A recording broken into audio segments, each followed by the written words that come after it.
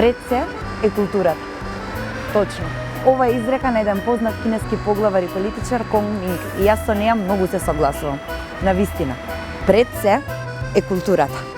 Културата е многу важна гранка во едно општество, посебно доколку општеството е разнолично, како нашето, нели?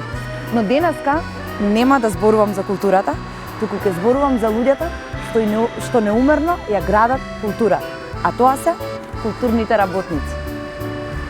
Конечно, по 15 години културните работници ги добија своите работнички права.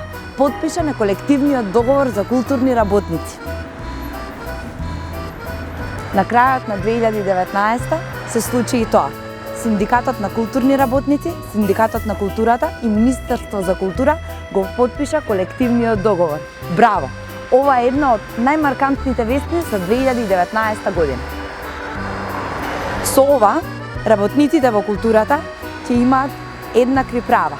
Сите ќе бидат еднакви, ќе имаат еднакви работни односи, нема да се дозволи никаква фаворизација и ќе бидат заштитени пред законот.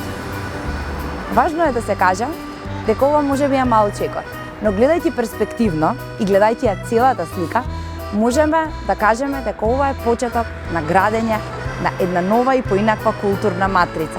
Културните работници заштитени, културата заштитена, бидејќи нели, културата е оној што ја гради.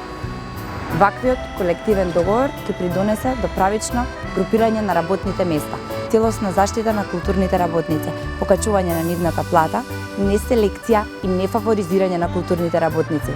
Едноставно, тие ќе ги имаат сите работнички права, како и останатите. И за крај, вие ќе можете да уживате во културата, а ние ќе уживаме дури ја создаваме.